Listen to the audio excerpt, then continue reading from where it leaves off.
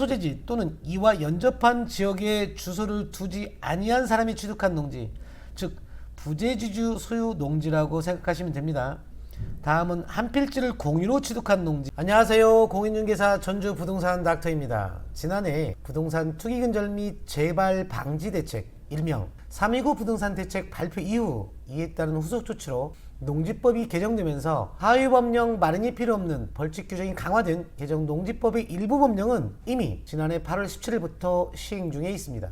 또한 제도 보완이나 후속 법령 마련이 필요한 일부 법령은 오는 5월 18일과 8월 18일 순차적으로 시행될 예정입니다. 오는 5월 18일부터 개정 농지법의 일부 법령이 시행됨에 따라 하위 법령인 농지법 시행령, 시행규칙 일부 개정령안을 입법 예고한 바 있습니다. 구체적 실행 내용이라 할 수 있는 농지법의 하위 법령 개정안을 보니 농지 취득 자격 심사가 대폭 강화되었고 농지 취득 후 사후 관리 또한 강화되었습니다. 이번 영상은 토지에 관심 있는 사람이라면 반드시 알아야 할 농지법 하위 법령의 개정 내용은 무엇인지 짚어보도록 하겠습니다.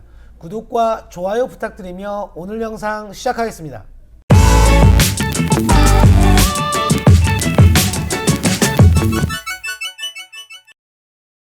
개정된 농지법의 주요 내용을 몇 차례 언급한 바 있는데요. 개정 농지법을 요약해보면 농지법 위반 행위에 대한 처벌 수위 강화, 농지 취득 자격 심사 강화, 농지 사후관리, 즉 농지 이용 실태 조사 강화라고 할 수 있습니다. 농지법 위반 행위에 대한 강화된 처벌 규정은 이미 지난해 8월 17일부터 시행 중이기 때문에 오는 5월 18일과 8월 18일에 시행될 개정 농지법의 주요 내용은 농지 취득 자격과 농지 이용 실태 조사 강화에 따른 조치라고 보시면 됩니다. 농지 취득 자격 심사와 농지 이용 실태 조사가 강화된 농지법 시행령과 시행규칙의 일부 개정안의 주요 내용과 의미를 살펴보도록 하겠습니다. 첫 번째, 농업 경영계획 서식을 대폭 개편하고 주말 체험 영농 계획 서식도 신설할 예정입니다. 농지를 취득 등기하기 위해서는 상속농지 등 일부 특별한 경우를 제외하고는 반드시 농지 취득 자격 증명을 발급받아야 합니다. 농지 취득 자격 증명서는 농지 소유권 이전 등기 시 필수 첨부 서류이기 때문에 농취증을 발급받지 못하면 농지를 취득할 수 없게 되는 것입니다.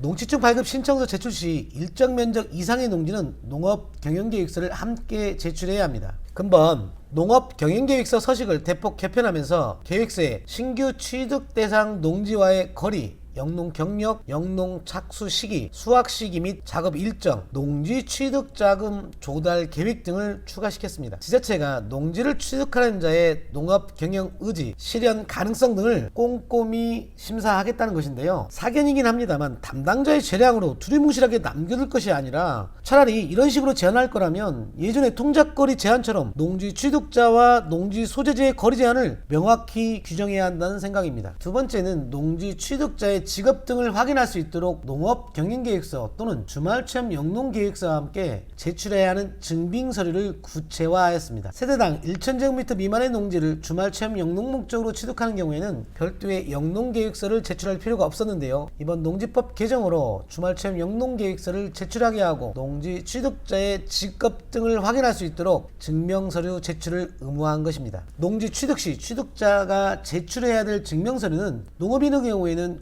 농산물 품질 관련해서 발급하는 농업인 확인서나 농업 경영체 등록 확인서를 제출해야 하고 농업법인의 경우에는 좀 더 복잡해지긴 했는데요. 법인 정관이나 최근 5개 사업연도 표준손익 계산서, 임원 명부, 업무 집행권을 가진 자의 3분의 1 이상이 농업인임을 확인할 수 있는 서류들을 제출해야 합니다. 신청인이 농업인이 아닌 개인인 경우 재직증명서나 재학증명서 등 직업을 확인할 수 있는 서류를 함께 제출해야 합니다. 또한 신청인이 1필지의 농지를 공유로 취득하는 경우 각자가 취득하는 농지의 위치와 면적을 특정하여 여러 사람이 구분 소유하기로 한 약정서 및 도면 자료 등 증명서류 제출을 의무화하고 농지 취득자가 증명서류를 거짓으로 제출한 경우 1차 250만원, 2차 350만원, 3차 이상은 500만원으로 과태료를 부과하도록 규정하고 있습니다.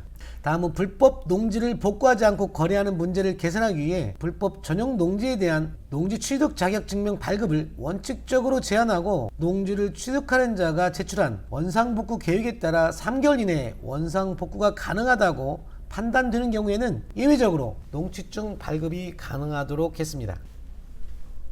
다음은 농지 사후 관리를 강화하기 위해 지자체가 매년 소유 이용 실태에 대해 조사해야 하는 농지의 범위를 구체화하였습니다. 특히 올해는 농지 이용 실태 조사가 매년 1회 이상으로 의무화된 첫 해여서 농지의 전수조사가 유력한데요. 사실 이 부분 때문에 개정 농지법 관련 영상을 업로드할 때마다 개정 농지법 내용도 중요하지만 기존 농지법에서 규정하고 있는 농지 소유 제한, 농지 소유 상한이나 농지의 임대차가 중요하다고 계속해서 강조한 것입니다. 본인이 농지 소유나 농지 임대차 형태가 농지법에서 규정한 적법한 행위인지 각별한 주의를 해야 할 것입니다. 이와 관련된 영상을 본 영상 말미에 추천 영상으로 링크해 두겠으니 꼭 참고해서 시청해 보시기 바랍니다. 농지 이용 실태 조사 대상 농지를 보면 첫 번째 5년 이내 범위에서 농지 취득 자격 증명이 발급된 농지, 뭐 조문대로 해석한다 그러면 상속 농지는 제외될 수도 있겠네요. 다음은 농지 소재지 또는 이와 연접한 지역에 주소를 두지 아니한 사람이 취득한 농지, 즉 부재지주 소유 농지라고 생각하시면 됩니다. 다음은 한 필지를 공유로 취득한 농지, 농업법인 소유 농지. 농업법인은 완전히 투기 온상으로 취급하는 것 같습니다. 다음은 토지거래 허가구역 소재 농지. 외국인, 외국 국적 동포가 소유한 농지는 매년 1회 이상 조사하여 조사 결과는 누리집에 공개할 수 있도록 하겠다는 것입니다. 다음 시구 읍면에 설치하는 농지위원회 심의 대상을 구체화했습니다. 개정 농지법 시행으로 농지위원회가 신설될 예정인데요. 농지 투기 우려가 되는 지역의 농지는 취득 시 농지위원회의 심의를 받게 해서 취득 자격을 좀 더 면밀하게 살펴보겠다는 의도입니다. 농지위원회 심의 대상 취득 농지는 토지거래 허가구역 농지를 취득하려는 자, 농업법인이 취득하는 농지, 거주지 또는 이와 연접하지 않은 지역의 농지를 최초로 취득하려는 자, 다음 1필지의 농지를 3인 이상이 공유 취득하려는 자 또는 외국인, 외국 국적 동포 등의 농지 취득 자격은 반드시 농지위원회의 심의를 거치도록 개정되었습니다. 다음은 농지 임대차 계약 체결, 변경 등 농지 이용 실태를 명확히 파악하기 위해 농지대장 변경 신청 방법을 구체화했습니다. 8월 18일부터 농지대장 제도가 신설됨에 따라 개정된 농지법 시행령이 이미 4월 15일부터 시행되고 있습니다.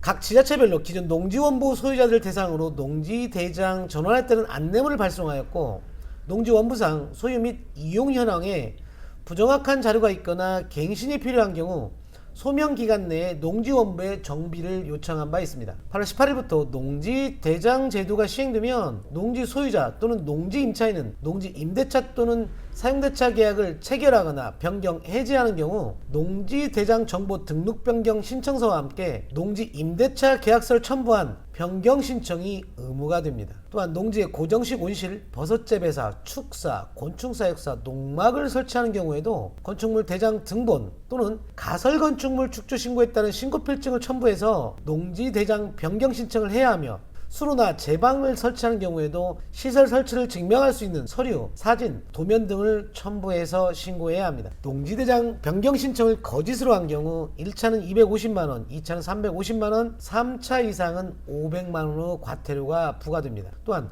농지대장 변경 신청을 하지 않은 경우에도 1차는 100만원, 2차는 200만원, 3차 이상은 300만원의 과태료가 부과될 예정입니다. 지금까지 언급한 내용이 농지법 시행령, 시행규칙의 개정안이긴 합니다만 뭐 특별한 변동 없이 이대로 시행될 것으로 보입니다.